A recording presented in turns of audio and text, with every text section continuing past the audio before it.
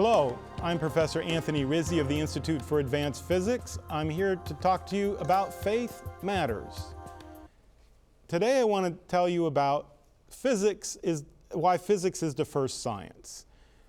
When we're little, we suck our thumb, we play with the dirt, we grab onto things, we crawl around the floor, we notice that there are circles and squares. We're learning about the physical world, that physics is the first science.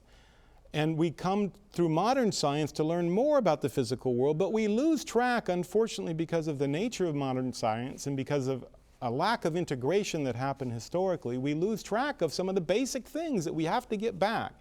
And today I want to show you just one of those things that we should have learned from modern science that we didn't, that will illustrate to you the need for each of us to go and relearn our physics and get interested again in modern physics.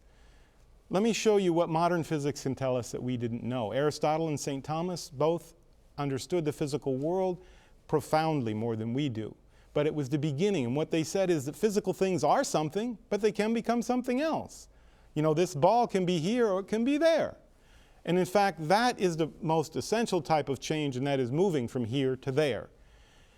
And things are something and they can become something else. That's what the definition of a physical thing is. But now how does it do that? That's what St. Thomas didn't know and Aristotle didn't know, and exactly that came about after, and finally we didn't really understand it till Isaac Newton. And what happens is, if I take this baseball and I throw this baseball, that baseball moved even after I let it go. Why did it keep moving? Well, this is impetus. What I did is I gave it a new property that it didn't have before, called impetus, that continues to move it in a straight line at the same speed, assuming that the mass doesn't change, forever, unless a force changes that impetus. Now I've given you the next step, beginning step of physics.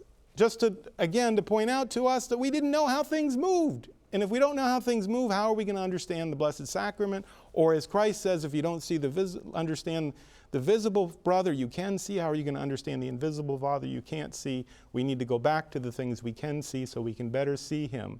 Thank you for listening to Faith Matters.